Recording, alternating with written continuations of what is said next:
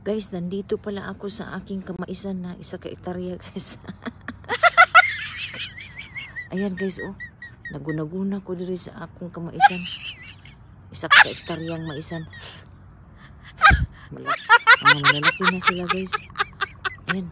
Soon, mag-harvest na ako ng mga ilang sako kaya na, mais ang ma-harvest ko dito.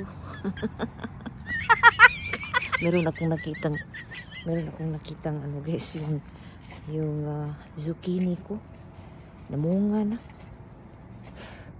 Ayan, guys, oh. Nako, namunga na talaga siya, guys. Ayan.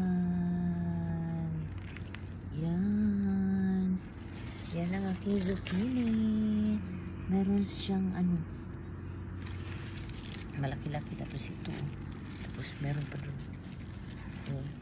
Tapos dito, meron mga maliliit. Mga next week. Naku, mag-harvest na ako. Pwede na itong ma-harvest. Ayan, o. Diba? Tapos meron pa doon marami. O, diba? Kapag nagtatanim tayo, meron tayong aanihin. Sobrang busy yung schedule ko, guys. Dahil full-time worker nga tayo. Tapos, pagdating sa bahay, nag-garden pa, nagluluto. Wala tayong helper dito sa Amerika, guys. Pero, nakuha ko pa talagang garden, guys. Medyo malaki-laki din tong garden ko.